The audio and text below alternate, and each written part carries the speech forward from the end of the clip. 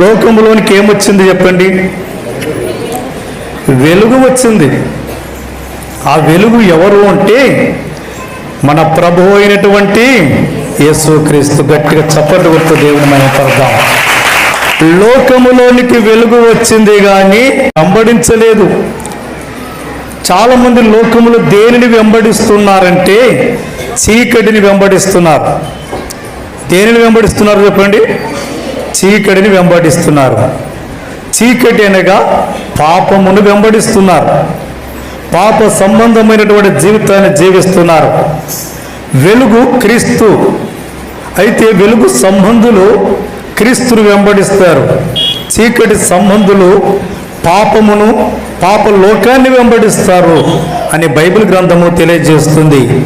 అందుకే ప్రియా దేవుని బిడ్డలారా, లోకములోనికి వెలుగు వచ్చింది కానీ ఆ వెలుగును అనేకులు కూడా వెంబడించలేదు. కారణం ఏమిటి అంటే అనేకులు కూడా వెలుగును కోరుకోలేదు. ఎందుకంటే అక్కడ రాయబడి ఉంది, వారి క్రియలు చెడ్డవైనందున. వారు దేనిని కోరుకున్నారంటే చీకటినే కోరుకున్నారు. వారి క్రియలు చెడ్డవైనందున పాపమునే కోరుకున్నారు. లోకంలో ఏముందయ్యా అంటే శరీరాశ ఉంది, నేత్రాశ ఉంది, జీవబుడంబం ఉంది. అయితే లోకములో ప్రతి మనిషి కూడా దేనిని కోరుకుంటున్నాడంటే వీటిని కోరుకుంటున్నాడు. ఆ దినములు కూడా ప్రభు అయినటువంటి యేసుక్రీస్తు పరలోకముని వీడి ఈ భూమి మీదకి వచ్చాడు. కానీ మానవులంతా కూడా వెలుగును కోరుకోలేదు కానీ చీకటిని కోరుకున్నారు. వెలుగు అనగా పరిశుద్ధుడైనటువంటి దేవాది దేవుడు మన ప్రభు అయినటువంటి క్రీస్తు. చీకటి అనగా పాపము, పాప బంధకములు, అపవిత్రత, ప్రతి బంధకములు అని జ్ఞాపకం చేసుకోవాలి. ఎందుకు మరి వెలుగును కోరుకోలేదు? ఎందుకు కోరుకోలేదంటే వెలుగు అనేటువంటిది ప్రతి వాని యొక్క పాపం ఏం చేస్తుందంట? బయట పెడుతుంది.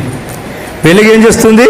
ప్రతి వాని దుష్టక్రియలను, ప్రతి వాని పాపపు తలంపులను, ప్రతి వాని మోసపు తలంపులను ఏం చేస్తుందంట?